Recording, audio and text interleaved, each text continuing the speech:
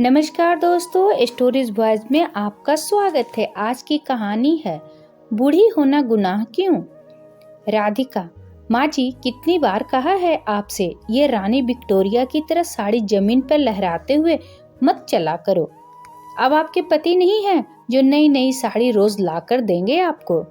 इतनी गंदी हो जाती है, कितना साबुन खर्च होता है इसे धुलने में। आपको अंदाजा भी है कौन सा कमा के लाना पड़ रहा है। रोज दिमाग खराब हो जाता है आपका ये फुहड़पन देखकर। जाहिल गवार हैं आप। अनुराधा जी, बहू ये आदत सालों पुरानी है, इस मरने के उम्र में क्या ही जाएगी। इनको बहुत अच्छा लगता था मेरी इस तरह साड़ी लहराकर चलना। कहते थे बिल्कुल महारानी लगती हो। साफ तो मैं ही करती हूँ बहू, साबुन के पैसे इतने तो मैं ही दे देती हूँ हर महीने। राधिका, हाँ, कह तो ऐसे रही हैं जैसे लाखों रुपया हर महीने देती हैं हमें।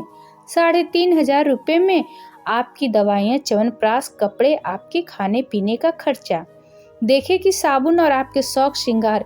बोल तो ऐसे रही हैं जाने कितना एहसान कर रही हैं हम पर। अब मेरे पास बहस का टाइम नहीं है। जाइए, आज काम वाली नहीं आएगी बर्तन साफ करने।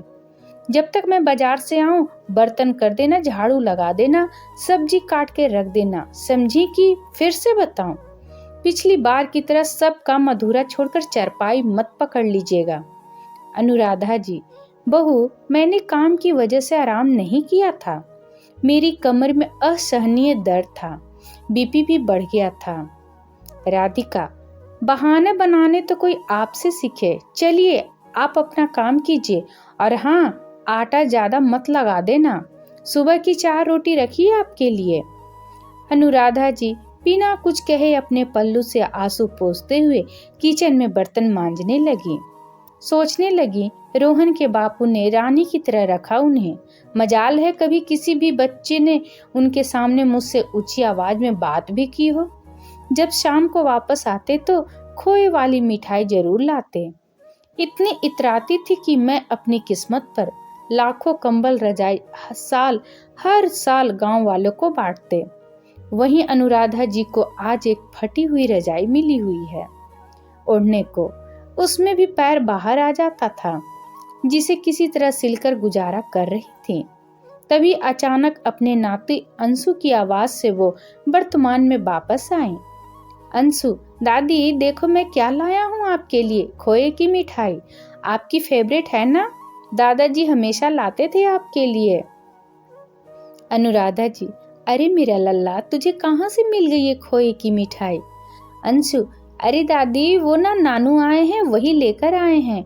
अनुराधा जी, तो तू मुझे क्यों दे रहा है, तेरी मम्मा ने तुझे दी होगी खाने को। अंशु, दादी आपको तो पता है मीठा नहीं खाता ज्यादा, ये तो इतनी सारी है, आप नहीं लोगी, ले लो ना थोड़ी सी। बाल हट के सामने अनुराधा जी नतमस्तक हो गई। वैसे तो ये उनकी पसंदीदा मिठाई थी, बस थोड़ा सा मुंह में मिठास घुली ही थी कि बहू रानी राधिका अधम की। राधिका, तेरे नाना क्या इसलिए ही इतना पैसा खर्च करके तेरे लिए खाने को लाते हैं कि तू ऐरे गैरे को खिलाता फिरे। राधिका ने तुरंत अनुराधा जी के हाथ से मिठाई छीन ली। राधिका, आप क्या करोगी खाकर, इससे तो अच्छा तो मेहमानों को खिला दूंगी। आपकी भी आदत बिगड़ रही है दिन पर दिन।